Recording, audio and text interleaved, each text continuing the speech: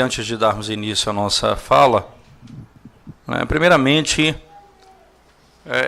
eu vou usar aqui as palavras do Dr. Daniel Hyde no livro dele, que nós apresentamos há pouco tempo, que é o berçário do Espírito Santo.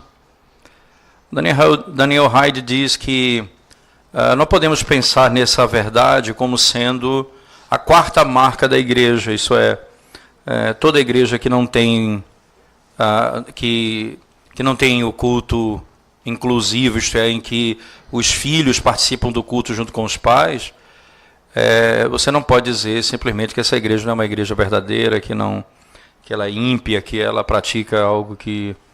Então nós temos que ter o cuidado para não criarmos aqui uma marca na igreja, que todo aquele que vá pensar que discorde ou que não pratique exatamente assim, por outras razões e muitas outras razões, você vai tratar essa igreja como sendo uma igreja que não é uma igreja verdadeira.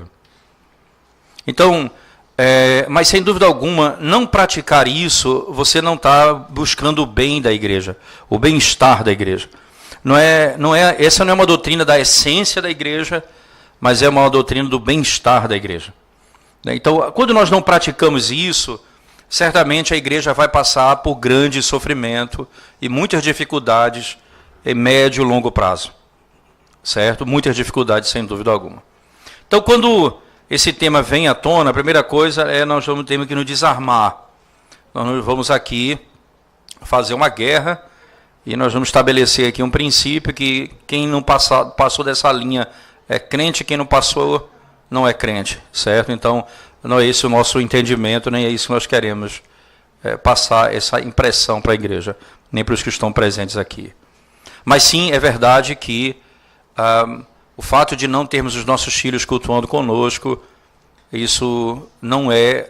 Você não está zelando pelo bem-estar da igreja do Senhor. Você não entendeu a doutrina do pacto. Você não entendeu o que significa o batismo do seu filho. Você não entendeu o que significa ele ser edificado e aprender com o batismo das outras crianças que ele pode ver. Como ele pode se beneficiar do batismo, não só do seu batismo, como dos outros que são batizados.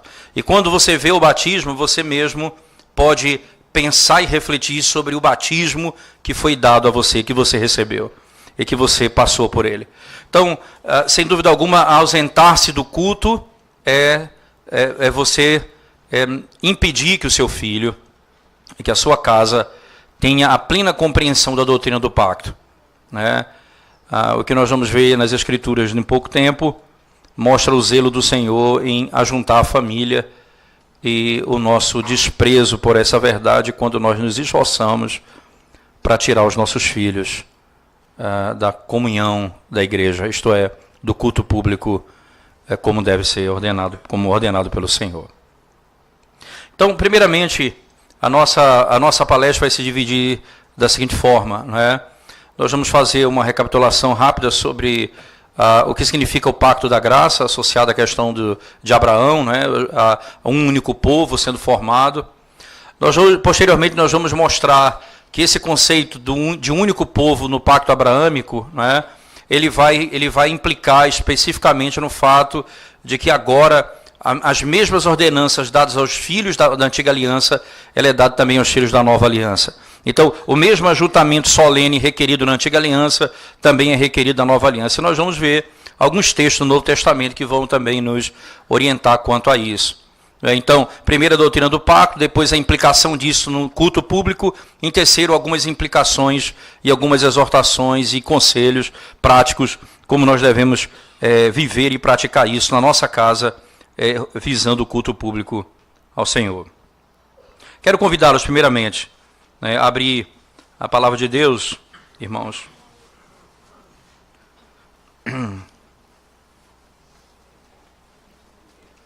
Desculpa. Palavra de Deus no livro de Êxodo, por favor.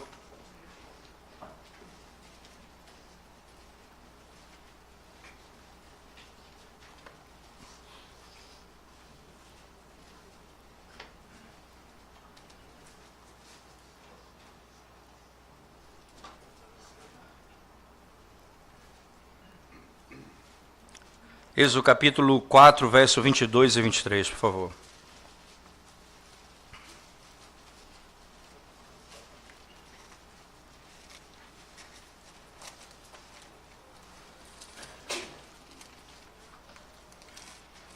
Diz assim a palavra de Deus, Êxodo 4, verso 22 e 23.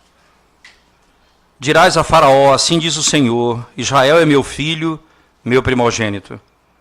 Digo-te, pois, deixa aí meu filho, para que me sirva. Mas se recusares deixá-lo ir, eis que eu matarei teu filho, teu primogênito. Deixa o meu filho ir, para que possa me servir. Vamos orar ao Senhor mais uma vez. Ó Deus, nós te damos graças por tua palavra nessa noite, pelo privilégio de refletirmos sobre esse tema. E rogamos ao Senhor a tua graça e direção quando vamos buscar no Senhor, na tua palavra, sabedoria, entendimento, direção para a nossa vida. Ajuda-nos, Senhor, alimenta-nos e consola-nos, conforta-nos e desafia-nos, ó Deus, a vivermos para a glória do teu nome. Em nome de Jesus nós oramos. Amém. No capítulo 2, irmãos, do livro de Êxodo, por favor, você vai encontrar um momento em que, depois de Deus ter feito um grande milagre, não é? Você vai perceber que no capítulo 1, no livro de Êxodo, Deus vai fazer o grande milagre porque Faraó e o seu exército e os seus homens e as parteiras, muitas delas, eram ordenadas a morte dos filhos dos judeus, né? Daqueles que estavam no Egito. E essa matança, não é, ela visava exatamente impedir, não é, que os filhos ou que a nação crescesse ou que eles pudessem de alguma maneira encontrar um momento em que eles seriam até muito mais poderosos do que o próprio Egito. E já estavam assim de alguma maneira, mas ainda não era aquilo que poderia ser. Então, com o objetivo de impedir esse avanço, esse crescimento, no capítulo 1 você vai encontrar, não é, uma declaração direta de Faraó para que os filhos sejam mortos. Você voltar comigo no capítulo 1, por favor. No verso 15 diz assim: o rei do Egito ordenou as parteiras hebreias, das quais uma se chamava Cifra e a outra Puá, dizendo: quando servirdes de parteira às hebreias, examinai, se for filho, matai-o, mas se for filha, que viva. As parteiras, porém, temeram a Deus e não fizeram como lhe ordenara o rei do Egito, antes deixaram viver os meninos. Então o rei do Egito chamou as parteiras e lhe disse: por que fizeste isso e deixaste viver os meninos? Responderam as parteiras a Faraó, não é? Dizendo o seguinte: é que as mulheres hebreias não são como as egípcias, são vigorosas, e antes que lhe chegue a parteira, já deram à luz a seus filhos. E Deus fez bem às parteiras, e o povo aumentou e se tornou muito forte. E porque as parteiras temeram a Deus, ele lhes constituiu família. Então ordenou Faraó a todo o seu povo, dizendo: a todos os filhos que nasceram aos hebreus lançareis no Nilo, mas a todas as filhas deixareis viver. Veja, é uma ação direta, não é, para o crescimento do povo de Deus. E você vai perceber que há um aspecto interessante, porque quando ele ordena a morte dos filhos, imediatamente o Senhor os protege e eles passam a crescer. Mas quanto mais ele planeja a morte dos seus filhos, mais Deus os protege e eles crescem. Acontece que agora ele muda a estratégia. Não é mais para matar simplesmente no nascimento, agora é para pegar os meninos e lançar no Nilo. O que é que acontece, por favor, capítulo 2, depois da segunda ordem: foi-se um homem da casa de Levi e casou com uma descendente de Levi, e a mulher concebeu de à luz um filho, e vendo que era formoso, escondeu-o por 3 meses. Não podendo, porém, escondê-lo por mais tempo, tomou um cesto de junco, calafetou-o com betume e piche, e pondo nele o menino, largou-o no carriçal à beira do rio. A irmã do menino ficou de longe para observar o que lhe havia de suceder. Desceu a filha de Faraó para se banhar no rio, e as suas donzelas passeavam pela beira do rio, vendo ela o cesto no carriçal, enviou a sua criada e o tomou. Abrindo, viu a criança, e eis que o menino chorava. Teve compaixão dele e disse: este é menino dos hebreus. Então disse sua irmã, filha de Faraó: queres que eu vá chamar uma das hebreias que sirva de ama e te crie a criança? Respondeu-lhe a filha de Faraó: vai. Saiu, pois, a moça e chamou a mãe do menino. Então lhe disse a filha de Faraó: leva este menino e cria-mo, pagar-te-ei o teu salário. A mulher tomou o menino e o criou. Sendo o menino já grande, ela o trouxe à filha de Faraó, da qual passou ele a ser filho. Esta lhe chamou Moisés e disse: porque das águas o tirei. Perceba que Faraó, ele tem estratégias variadas para tentar destruir a nação de Israel. E uma delas, a primeira delas é matar a criança no nascimento. A segunda delas é matar a criança já sem mais pensar no nascimento, já de uma determinada idade. Ele pega os homens e lança os homens no Nilo, para que eles não procriem e não tenham mais filhos. Você percebe que quando se fala da formação do povo de Deus, Satanás tem estratégias muito interessantes para impedir o crescimento do povo de Deus, o avanço do povo de Deus. E é intrigante pensar nisso, pelo fato de que acontece algo muito parecido no Novo Testamento também. Quando a igreja do Novo Testamento é instituída, veja, eu estou falando da igreja da Antiga Aliança aqui em Êxodo, mas a igreja do Novo Testamento ela é instituída, você vai encontrar a mesma ação de Satanás tentando destruir a igreja. Então, são várias ações. E o que é intrigante em Atos é uma declaração. E Deus os fazia crescer. E eles cresciam, e eles cresciam, e eles cresciam. E é o que acontece aqui no livro de Êxodo.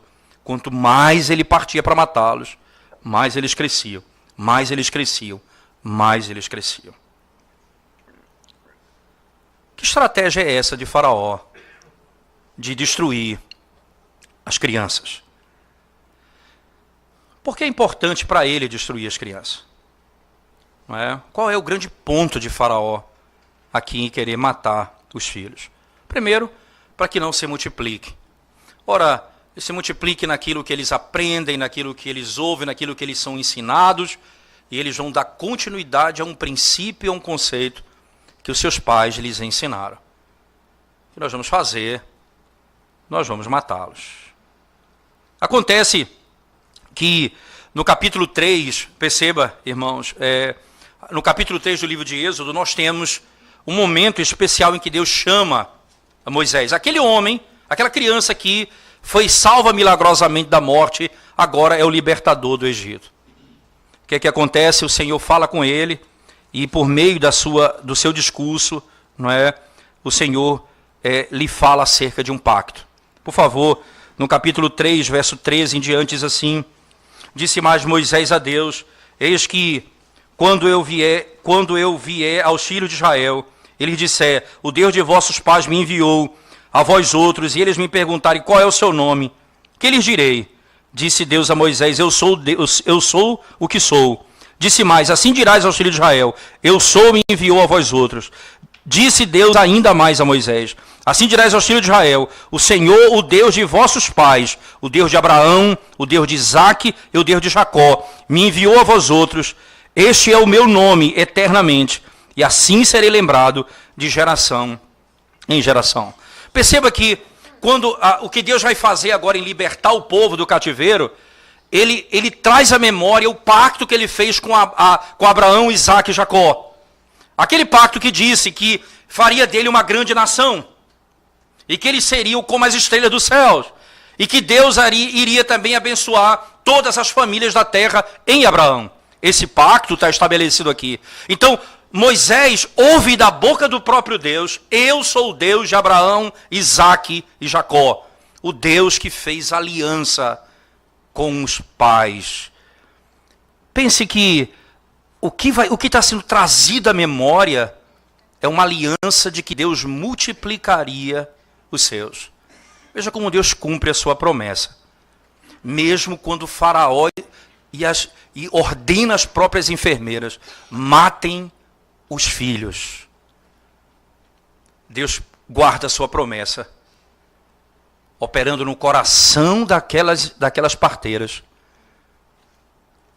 no coração da própria filha de Faraó, que reconhece que ele era um hebreu e não o mata. E ainda dá um salário para a mãe cuidar dele.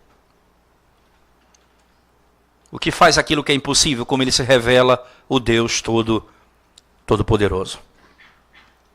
Mas entenda que a lembrança, então, remonta a um pacto em que Deus estabeleceu com Abraão, no capítulo 15 e no capítulo 17. Tem um teólogo chamado Stuart Robinson, acho que o Dr. Piper, no capítulo 17 de Gênesis, trabalhou um pouco sobre isso. Eu não quero passar por cima dessa informação, melhor falar em cima daquilo que já foi falado, mas só lembrando, o Robinson é um teólogo que vai dizer exatamente isso. Ele diz que o pacto de Deus com Abraão, no capítulo 17 de Gênesis, é um pacto eclesiástico, onde ele mostra como que Deus ali estabelece a sua igreja, e como que ele separa um povo para si, como funciona. Ele separa um povo, especificamente, e esse povo vai ser pelo nascimento, isto é, eles vão crescer, as suas esposas vão gerar filhos, ou vão vir de fora, que são os escravos de fora. Todos eles serão circuncidados. Tanto o que foi comprado, como o que nasceu em casa, todos esses recebem um sinal, um selo. Eles são membros do povo de Deus. Para que eles se tornem membros desse povo, eles recebem então um sinal. Não basta simplesmente nascer, é necessário receber o sinal. Esse sinal externo aponta para essa realidade de que Deus está formando um povo. E quando Deus chama Moisés agora, ele está formando, cumprindo a promessa de formar esse povo e que esse povo cresça. Ele traz Moisés para libertar o povo, com base no pacto que ele fez com Abraão. Para que fique claro que apesar do pacto que vai ser feito com Moisés, não é um outro pacto, é o mesmo pacto, administrado agora de forma diferente. Aquele povo que foi chamado por Deus em Abraão, eclesiasticamente um padrão para toda a história do Antigo Testamento e do Novo Testamento, agora Deus chama Moisés, que vai dar as regras de culto, de adoração e de convivência. Esse povo não apenas vai viver junto, debaixo de um pacto, mas vai andar de acordo com a palavra de Deus. Depois ele chama Davi e ele diz que esse povo terá um rei que vai governá-lo. O pacto com Davi no segundo livro de Samuel, no capítulo 7, citado no Salmo 89, verso 3, em diante, ele mostra categoricamente que ali Deus está administrando o mesmo pacto de forma diferente no passado do tempo. Um povo que vai ser como a estrela do céu, que vai crescer naturalmente, isto é, as mulheres vão gerar filhos e outras vão vir de fora. Então as mães e os estrangeiros, as mães e os gentios que chegarão a Deus. Dessa maneira, então, entenda que a partir daí, Deus estabelece um princípio fundamental para esse povo que Deus separou para si. Esse povo que foi prometido, que teve um pacto que estabelece o princípio dele em Gênesis 17, não é? Só para deixar claro um aspecto, só para não passar em branco isso, porque às vezes nós pensamos apenas em Abraão como sendo uma estrutura do pacto na sequência, porque você não vê outros sacramentos antes de Abraão, mas me parece um equívoco quando nós pensamos isso, porque o próprio dilúvio no pacto com Noé é expressado assim na carta de Pedro. Ele expressa o dilúvio como sendo um batismo. E quando o mesmo Pedro fala de Noé, diz que ele era pregador da palavra. E veja, ele pregava aos espíritos em prisão. Então você tem pregação da palavra e você tem o sacramento mesmo em Noé. Agora, ali já não era uma nação. A promessa de uma nação é dada a Abraão. Mas os princípios do pacto, mesmo antes de Abraão, já estão postos ali com Noé. O que é que Noé fazia se não pregar a palavra dizendo: Deus daqui a 100 anos vai destruir o mundo com águas de dilúvio? E só há um meio de salvação se você entrar na arca comigo. Não é assim que nós pregamos o Evangelho? Se você não crê no Senhor Jesus, você vai para o inferno. Se você crê nele, você está livre da condenação. Eles não creram na mensagem de Noé e foram mortos. Todos aqueles que não creem no Evangelho serão também condenados. Nesse sentido, agora expresso no sentido de uma promessa pública de um povo, Deus chama Abraão e passa então a estabelecer esse conceito. Uma nação que vai crescer por meio de nascimento dos filhos e por meio daqueles que são escravos comprados. No verso 3 do capítulo 12 de Gênesis, 1, 12 e 3, ele vai dizer que em todas as famílias da terra seriam benditas no nome dele. Está posto que Deus iria salvar as nações já no pacto feito com Abraão. Óbvio que, pensando nisso, não é, você vai para a sequência comigo, para o texto que nós acabamos de ler. Veja que, entenda que como a preocupação de Faraó com as crianças não termina aí. No capítulo 4 ela continua. Capítulo 4, verso 22 e 23, que nós acabamos de ler. Veja o que exatamente Moisés diz. Não é? No capítulo 4, verso 22 e 23, ele diz assim: digo-te, pois, deixa aí meu filho para que me sirva. Mas se recusares deixá-lo ir, eis que eu matarei teu filho, teu primogênito. Estando Moisés no caminho, numa estalagem, encontrou o Senhor e o quis matar. Desculpa, o 23, eu pulei para o 24. O 23. Digo-te, pois, deixa aí meu filho, para que me sirva. Mas se recusares deixá-lo ir, eis que eu matarei teu filho, teu primogênito. Deus diz: Israel é o meu filho, o meu primogênito. Deixa o meu filho ir.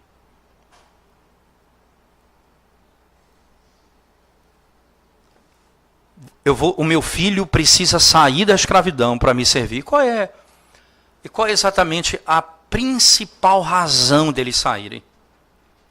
Para que eles me sirvam. Para que eles me adorem. Veja, você pode pensar, não é, nas muitas outras funções que nós temos na vida. Trabalho, família, criação de filhos, são coisas extraordinárias. Todas elas ordenadas pelo Senhor. Mas o que Deus marca como princípio da libertação é: deixe o meu povo ir para que me sirva, para que me adore. Acompanhe comigo ainda no capítulo 5, verso 1.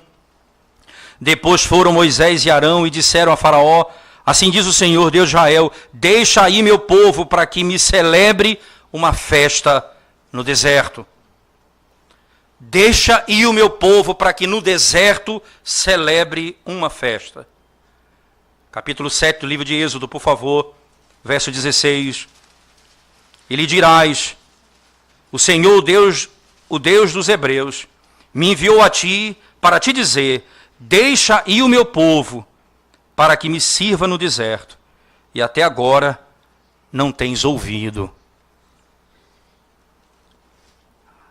Repetidamente Moisés afirma o que Deus ordenou: o meu povo vai ser liberto para me adorar. É como se você imaginasse o Salmo 137. Eles pedem que entoemos canções, mas nós não podemos cantar. Nós não nos esqueceremos de Jerusalém. Nós almejamos a cidade santa. Nós desejamos cantar com o povo de Deus por toda a eternidade. O desejo do coração do salmista no cativeiro era ir a Jerusalém. Aqui o Senhor diz: deixa o meu povo ir, para que no deserto eles me adorem. Agora preste atenção no diálogo que vai acontecer entre Faraó e Moisés e Arão. No capítulo 10 do livro de Êxodo. Veja o diálogo como vai proceder. Êxodo 10, verso 7 a 10. Diz assim: então os oficiais de Faraó lhe disseram: até quando nos será por cilada este homem? Deixa aí os homens para que sirvam ao Senhor seu Deus. Acaso não sabes ainda que o Egito está arruinado? Então Moisés e Arão foram conduzidos à presença de Faraó, e este lhes disse: ide, servi ao Senhor, vosso Deus. Porém, quais são os que hão de ir? Que coisa interessante. Quem vai contigo? A preocupação de Faraó com as crianças não terminou. Ele quis matá-los, quis afogá-los, agora não quer que eles venham a Cristo. Não os impeçais. Não os impeçais. Na sequência do texto, veja por favor comigo, no verso, nós estamos lendo o verso 7 especificamente, né? No verso 9 agora. Respondeu-lhe Moisés: havemos de ir com os nossos jovens, com os nossos velhos, com os filhos, com as filhas, com os nossos rebanhos, com os nossos gados. Havemos de ir, porque temos de celebrar a festa ao Senhor. Ninguém ficará. Os nossos filhos não se apartarão de nós. Matthew Henry, comentando esse texto, diz: Satanás, por trás de Faraó, sempre tenta impedir os filhos de cultuar a Deus. Satanás, por meio de Faraó, sempre tenta impedir os filhos de cultuar a Deus. Interessante que todo Israel, Deus disse a Moisés, todo Israel deve ir para o deserto para celebrar a festa ao Senhor, incluindo as crianças, filhos e filhas. Interessante que a palavra hebraica utilizada lá, ela pode significar criança, o infante mesmo. Como Moisés no capítulo 2, verso 6, a mesma palavra usada para Moisés naquela idade dele, é a palavra usada aqui para se referir à criança. O infante deve ir adorar. A criança que ainda mama. Um garoto como Ismael, um jovem como José, todos eles deveriam ir adorar o Senhor. E quem são esses? Veja que coisa impressionante, irmãos. Preste atenção. O Senhor usa um termo para descrever todos eles. Israel é meu filho, o meu primogênito. Então ele passa a dizer, quem é o meu filho? Pai, a mãe, a criança, o menino, a menina, esses são meus filhos. Você percebe que todos eles são tratados como primogênitos de Deus. Como o povo de Deus. E o princípio, então, que se estabelece é para que eles possam me adorar. Para que eles possam servir ao Senhor. Interessante, tem um material escrito por Robert Raymond, que é um livro Contendendo pela Fé, são vários artigos que ele utiliza, e tem um capítulo nesse livro chamado As Crianças no Pacto. Isso é apenas, é um capítulo, é um artigo de muitos artigos, não é um livro que trata de um tema único, são coletânea de artigos que ele escreveu, e nessa coletânea tem um artigo chamado Crianças no Pacto. Interessante que ele usa exatamente essa expressão. A libertação do povo do Êxodo, não é, do Egito, que é um tipo da igreja do Novo Testamento, diz ele, Deus especificamente, não é, usou uma expressão: lembro do meu pacto com Abraão, Isaque e Jacó. Eu lembro do meu pacto com Abraão, Isaque e Jacó. E ele diz ainda, de novo, através da história de Israel como nação no Antigo Testamento, os profetas traçam a extensão da graça de Deus para a nação por meio da sua fidelidade ao pacto que foi prometido a Abraão. Todas as vezes ele faz referência a esse pacto que Deus faria de Abraão uma nação, um povo para ele. Agora, quando ele liberta o povo do cativeiro, ele diz: esse é o meu povo, esse é o meu filho, esse é o meu primogênito. E esse povo que foi liberto para me servir e para adorar ao Senhor. Foi simplesmente para esse fim. Todos aqueles menores ou maiores, do menor ao maior, eles foram chamados por Deus para adorá-lo. Mas Faraó não vai concordar com ele. Veja o verso 10 do capítulo 10. Replicou-lhe Faraó: seja o Senhor convosco, caso eu vos deixe ir as crianças. Vede, pois, tendes conosco mais intenções. Interessante, nós não podemos entender isso. Vocês não têm boas intenções conosco. A controvérsia entre Moisés e Faraó começa no capítulo 5, verso 2, né? Dizendo que eles poderiam ir, mas não poderiam ir muito longe. No capítulo 8, verso 28, veja lá. No 5:2 começa o diálogo. No 8:28 ele diz: vocês podem ir, mas não vão muito longe, fiquem perto, não é? Depois, no capítulo 10, verso 10 e 11, vocês vão, mas não com seus filhos, não é? Vocês vão, mas não com seus filhos.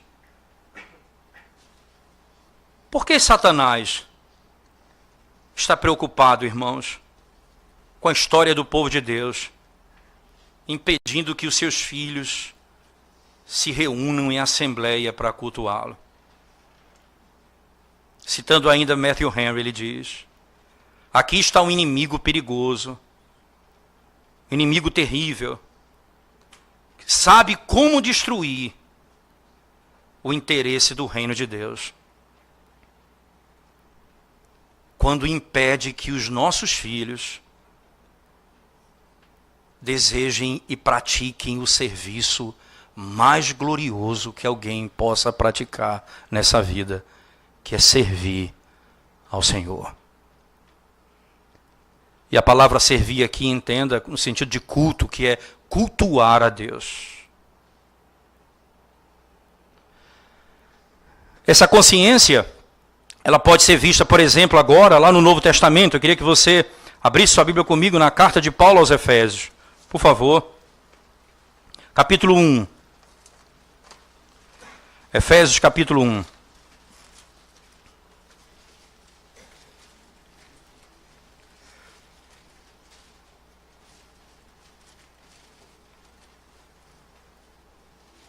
Verso 3, veja só, deixa eu ler do verso 1 e 2 primeiro. Paulo, apóstolo de Cristo Jesus, por vontade de Deus, aos santos que vivem em Éfeso. Então, ele escreve a quem? A quem ele escreve? Aos santos que vivem em Éfeso e fiéis em Cristo Jesus. Veja o verso 3, por favor, do capítulo 1. Palavra do apóstolo Paulo: bendito Deus e Pai de nosso Senhor Jesus Cristo, que nos tem abençoado com toda a sorte de bênção espiritual nas regiões celestiais em Cristo. Perceba, quem são aqueles que estão em Cristo? Esse é o ponto. Ele nos tem abençoado com toda a sorte de bênçãos espirituais em Cristo. Então, ele escreve primeiramente a quem? Aos santos da igreja, aos separados da igreja. Capítulo 1, verso 10 ainda, por favor, acompanhem comigo. De fazer convergir nele, na dispensação da plenitude dos tempos, todas as coisas. Capítulo 1, verso 3, agora verso 10, isso mesmo. De fazer convergir nele, em Cristo, na dispensação da plenitude dos tempos, todas as coisas, tanto as do céu como as da terra. Verso 12. A fim de sermos para louvor da sua glória, nós, os que de antemão esperamos em Cristo.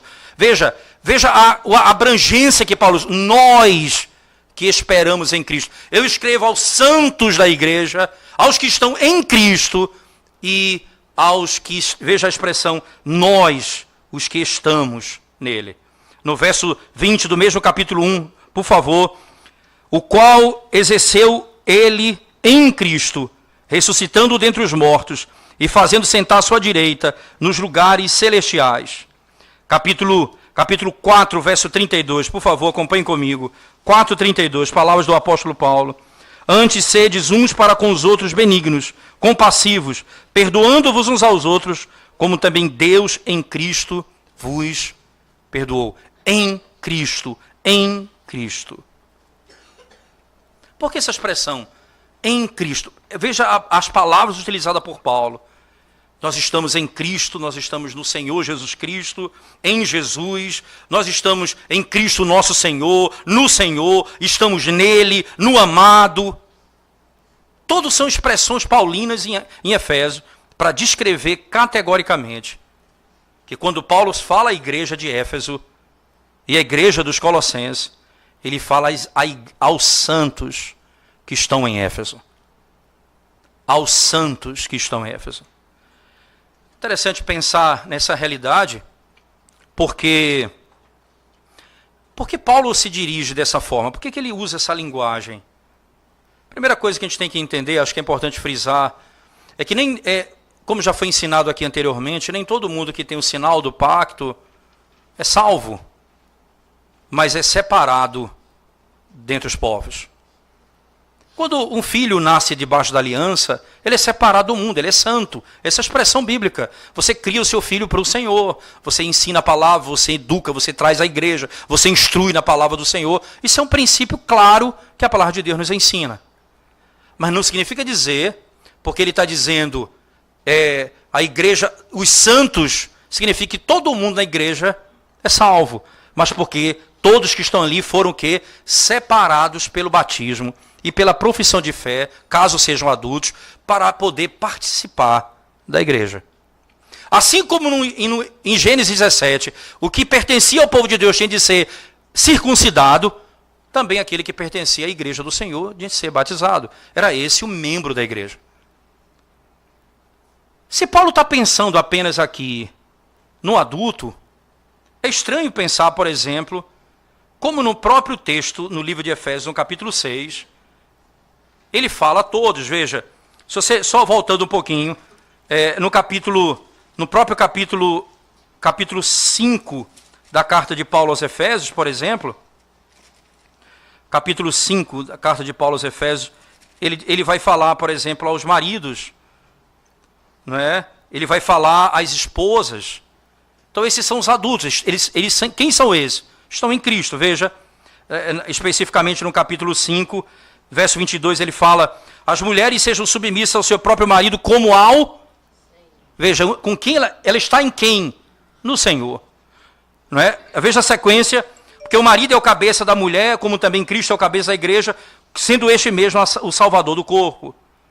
Como porém a igreja está sujeita a Cristo, assim também as mulheres sejam em tudo submissas ao marido. 25, maridos, amai vossa mulher, como também Cristo amou a igreja e a si mesmo se entregou por ela. Você percebe o padrão de Cristo a mulher vai fazer isso em Cristo, o marido vai fazer isso em Cristo. Não para aí. No capítulo 6, agora ele volta para os filhos e diz, verso 1, filhos, obedecei a vossos pais no Senhor. Que coisa interessante. Ora, irmãos, ele está falando aos santos da igreja. Se ele está falando aos santos da igreja, os santos estão presentes ali. E os santos, a quem ele se refere, os que estão em Cristo, isto é, separados, receberam o selo do batismo, estão presentes na igreja do Senhor. Ora, por favor, no capítulo, voltando em Colossenses, por favor, que é uma carta similar, não é? Colossenses capítulo 4, verso 16, veja as palavras do apóstolo Paulo. E uma vez lida esta epístola perante vós, providenciai, porque seja também lida na igreja dos Laodicenses, a dos de Laodiceia, leide-a igualmente perante vós. Essas cartas eram lidas à igreja, aos colossenses, essas cartas eram lidas ao povo, no culto público. E ele então se dirige às crianças no culto e diz, filhos, obedeçam seus pais. Porque separados, veja, O mesmo princípio, esse povo que foi separado pelo Senhor, recebeu a marca da circuncisão e agora liberto do cativeiro egípcio, recebe uma ordem para que todos possam adorá-lo, do maior ao menor. Nenhum filho ficará para trás, nenhum filho será deixado para trás, todos estarão diante do Senhor, adorando-o. E Paulo faz isso com muita clareza no texto. Interessante pensar, irmãos, ainda outro ponto importante em cima disso é o fato de que você tem na estrutura judaica algo que não é comum, o que vai acontecer de modo incomum na Nova Aliança, ou no Novo Testamento, melhor dizendo, quando o Evangelho é espalhado pelo mundo. Na Antiga Aliança não havia possibilidade de um casamento misto. Quando houve, era ordenado a separação e a morte daquele que era ímpio. Era assim na Antiga Aliança, não é? Não havia possibilidade para isso. Então, o filho nascia dentro de uma estrutura, todos debaixo do pacto, não havia mudança nisso. Mas na Nova Aliança acontece algo diferente. Acontece a possibilidade de dois ímpios, Deus salvar o marido e não salvar a mulher. Deus salvar a mulher e não salvar o marido. E os filhos, como funcionam? Então, qual o papel dessa criança na igreja? Como essa criança vai ser tratada na igreja? Essa é uma dúvida interessante para o apóstolo Paulo. Então, Paulo, ele tem uma questão eclesiástica diante dos seus olhos. Como um filho de um único pai, de um único pai crente, isto é, apenas um deles crente, qual é a posição dele na igreja? Ele é santo, ele é batizado, como ele é tratado na igreja? Paulo, com essa questão em mente, ele vai tratar isso na carta aos Coríntios. Abra sua Bíblia comigo. Primeira carta de Paulo aos Coríntios, capítulo 7, verso 14, por favor. Primeira carta de Paulo aos Coríntios, capítulo 7, verso 14.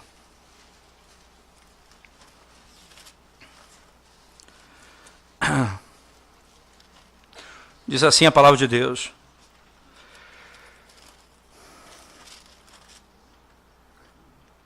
Porque o marido incrédulo é santificado no convívio da esposa, e a esposa incrédula é santificada no convívio do marido crente. De outra sorte, os vossos filhos seriam impuros, porém agora são santos. Que coisa interessante. Então eu tenho aqui, irmãos, a discussão isso é tão sério, o papel do filho, qual a situação do filho no corpo de Cristo, que Paulo vai tratar com isso numa exceção, num caso que não era previsto na Antiga Aliança. É por isso que Paulo às vezes vai falar assim, digo eu, não o Senhor. Porque o que ele está dizendo, não há uma prescrição direta na Antiga Aliança, mas por princípio, e eu tendo também o Espírito, digo como será na igreja neotestamentária. É essa autoridade paulina, cheio do Espírito Santo e com a autoridade do Senhor.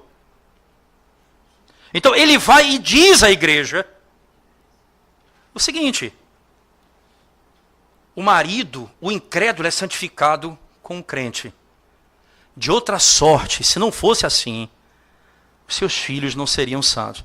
Você percebe que o ponto em questão da santificação do incrédulo não é torná-lo crente, nem batizá-lo, mas mostrar que o crente vai fazer o seu filho santo, mesmo casando, mesmo tendo o caso de dois incrédulos, Deus salvando um e não salvando o outro. Os seus filhos estão debaixo do pacto. Estão debaixo da aliança.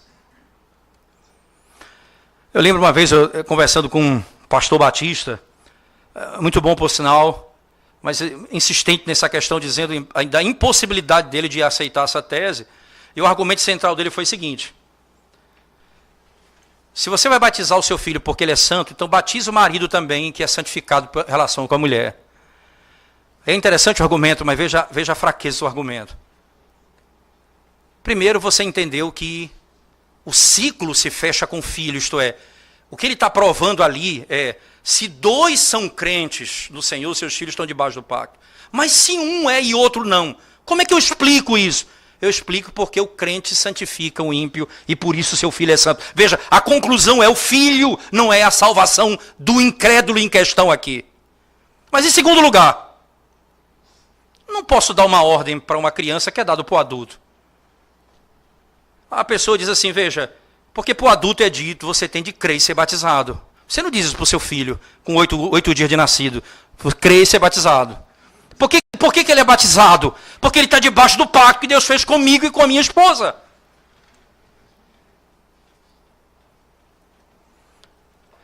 Consequentemente, ele é santo. Ele é separado. Você imagina você pegar esse argumento e levar as últimas consequências. Paulo disse assim, todo aquele que não trabalha não deve comer. Então seu filho deve morrer de fome, porque ele não trabalha. Você percebe? Você não pode pegar o argumento dado a um adulto e aplicar a uma criança. Não é esse o princípio da revelação bíblica. O princípio é outro. Aqui o que está sendo dito é exatamente isso. Ele é santificado pelo fato de que, para mostrar que mesmo tendo o incrédulo em casa, o crente santifica o filho e ele é santo. Santo como? Santo como os Éfesos, que Paulo escreve dizendo, aos santos que estão em Éfeso. Quem são os santos? Os que foram batizados, separados. E o que eles fazem? Estão diante de Deus, ouvindo a palavra de Deus. Os seus filhos, além de todas as coisas, estão reunidos no culto público, ouvindo a palavra de Deus. Filhos, obedeçam seus pais. Eu lembro de a minha Aninha, hoje com 7 anos, 8 anos. Porque se ela tivesse 7, eu tinha menos 1 ano, eu estava mais jovem, então essa é uma bola de neve, ao contrário. 8 anos. Quando nós começamos aqui na igreja, eu sempre pregava, como sempre eu pego expositivamente sequenciado, né? Então nessa época eu estava pregando em Êxodo, eu lembro. Já tem um tempinho, né? Já estamos no Deuteronômio, né? Então eu estava pregando em Êxodo, eu lembro bem, foi bem interessante, porque aí lá vem Ana, Eudália falou, Paulo, Aninha, eu estou dizendo a ela que ela deve obedecer porque está escrito na Bíblia. E ela disse para mim que não está não, porque o pastor é o pai dela, e o pai dela disse que não falou isso na igreja, o pai dela falou assim, ela disse para mim, Aninha, meu pai disse, Moisés, libertação do cativeiro egípcio, salvação, povo de Deus, é isso que eu tenho aprendido na igreja. Hoje ela tem 8 anos. Você imagina, isso tem uns 3 a 4 anos atrás. Ela sabia o que estava sendo pregado. Aí eu abri a Bíblia, ela não sabia ler, obviamente.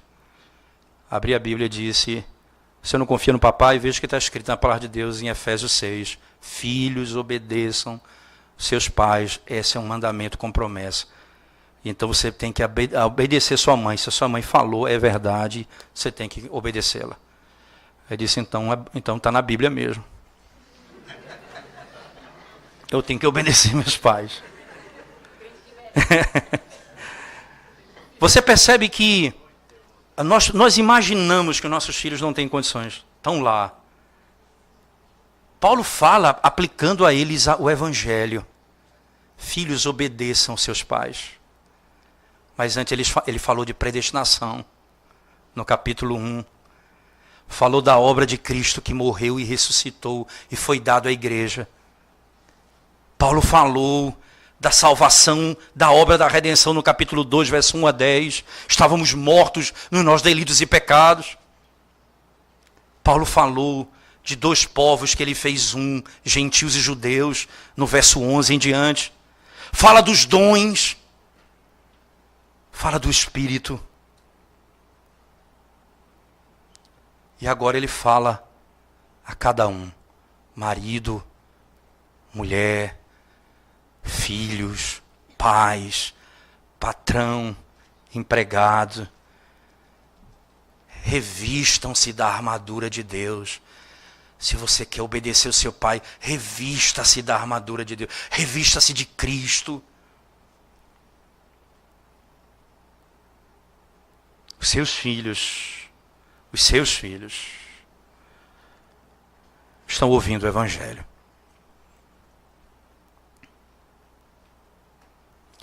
E nós temos impedido, e aqui, irmãos, eu vou ser duro no que eu vou falar, mas eu quero, como Deus é misericordioso, eu quero falar isso com dureza e com misericórdia ao mesmo tempo. Se seus filhos não estão presentes no culto a Deus, você tem trabalhado como o Faraó trabalhou.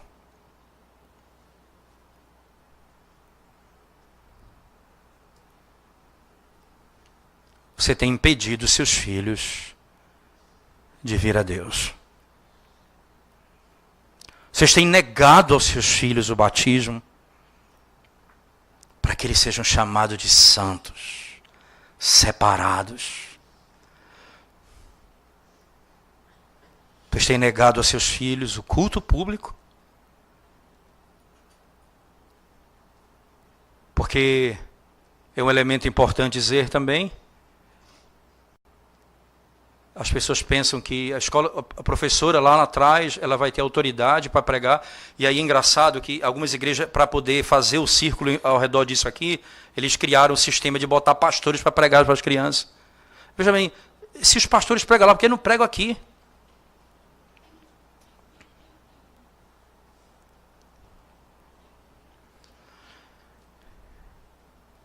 Sabe quem foi autorizado a pregar na igreja, irmãos? Aqueles a quem o presbitério impôs as mãos.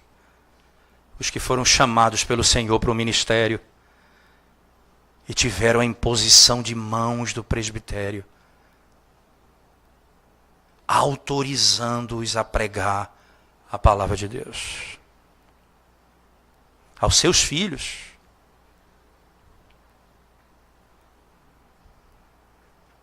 Eu não estou desmerecendo os professores que estão ensinando. Estou dizendo que eles não receberam do Senhor a autorização para pregar na hora do culto.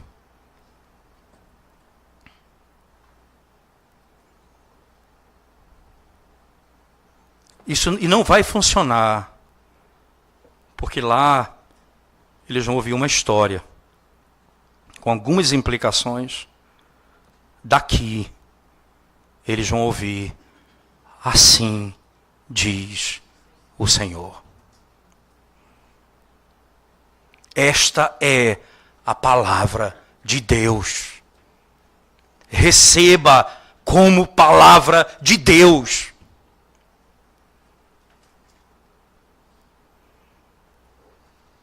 E nós estamos negando isso aos nossos filhos. Certamente, muitas outras questões se levantam, e práticas que podemos discutir aqui, eu quero pontuar algumas. Mas uma delas é reconhecer que quando você está numa igreja, que um pastor que está numa igreja de muito tempo como pastor dessa igreja, ou ele chega para pastorear essa igreja que já é antiga, melhor dizendo, e tem essa prática de separar as crianças por muito tempo. Então, ele pergunta para mim o que é que eu devo, o que é que o senhor acha que eu devo fazer. O meu conselho é sempre esse. O que você precisa primeiro resgatar nas famílias é o culto doméstico. Você precisa urgentemente, com seus presbíteros, visitar família por família da igreja e dar a eles instruções como fazer o culto doméstico. Para que eles façam todo dia. E os seus filhos, do menor ao maior, 15, 20 minutos sentados. E você diz a eles: nós estamos cultuando, nos preparando para o dia do Senhor, quando nos reuniremos com todas as famílias da igreja para ouvir a palavra de Deus.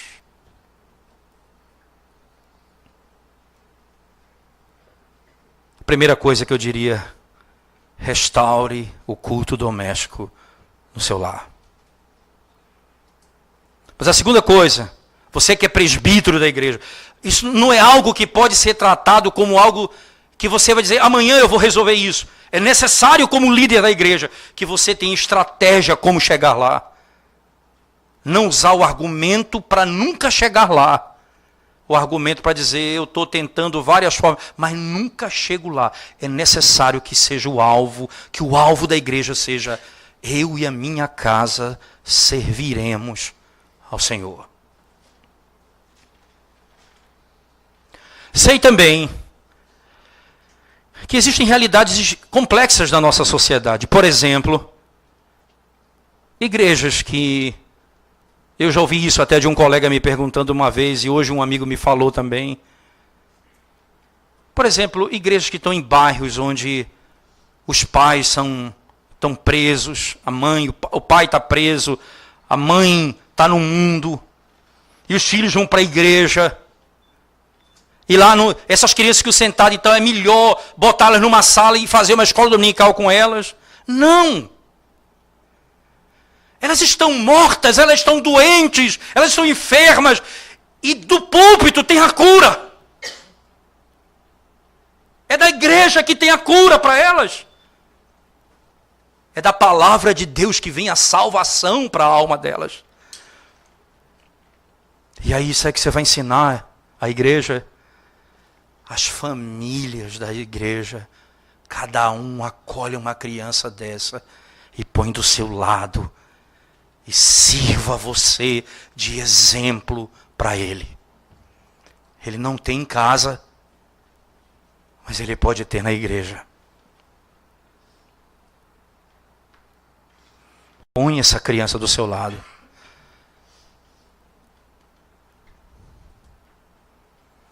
E certamente nós poderemos ver grandes transformações no nosso meio. Mas você que pertence à igreja, cuja ênfase no culto não exclui os filhos, ouvindo a voz de Deus como Moisés compreendeu isso. Ninguém ficará, todos sairão e servirão ao Senhor juntos. Vocês têm um privilégio de ver todo domingo o salmo sendo cantado, a palavra sendo pregada, o sacramento sendo administrado. E seus filhos, eu vejo isso com a multidão de crianças que tem na nossa igreja no domingo. Eu vejo isso na ceia. A criança quer pegar o pão, quer pegar o vinho. É a hora de você instruí-la. É a hora de você dizer a ela, o que é isso? Esse é o sinal que Deus nos deu. Esse é um sacramento que o nosso Redentor deu a vida por nós e nos arrancou da morte. E Ele é quem nos supre, nos alimenta, nos conforta e nos concede a graça de caminhar. Ele é o nosso Senhor. Ele deu a vida por nós. É hora de você dizer para Ele, eu trouxe você um dia no meu braço para receber o sinal do batismo. Eu anseio o dia em que verei você andando por esse corredor para professar sua fé publicamente. Então assentar-se à mesa com os irmãos e ser chamado de santos. Porque já são pelo batismo, agora já não são nenhuma segunda categoria de santo. Eles são santos, mas agora professam a sua fé.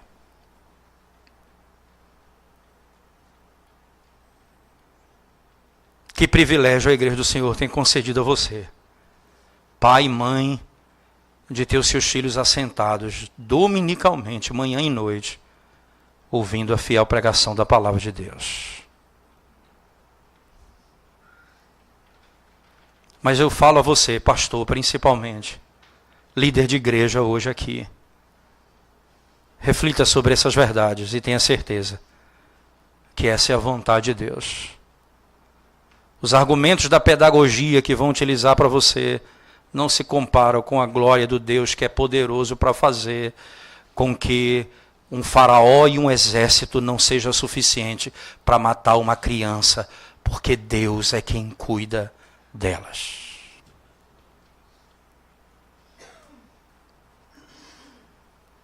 e Ele abrirá o entendimento dos seus filhos para poder ouvir e compreender no tempo determinado a palavra de Deus. Vamos orar ao Senhor mais uma vez. Ó Deus, nós te damos graças por esse momento em que podemos refletir sobre tua palavra,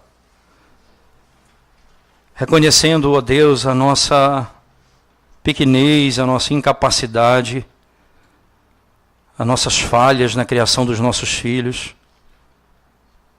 Nós te damos graças acima de tudo, porque temos o privilégio de trazermos os nossos filhos e tê-los assentados ao nosso lado, cultuando ao Senhor, cantando os salmos ao Senhor, ouvindo a palavra do Senhor, vendo os sacramentos do Senhor e assim conhecendo ao Senhor de todo o coração. Abençoa os nossos filhos, Senhor, pelo amor do teu nome. Que a tua palavra penetre nos seus corações e os salve, e que eles vivam para a glória do teu nome.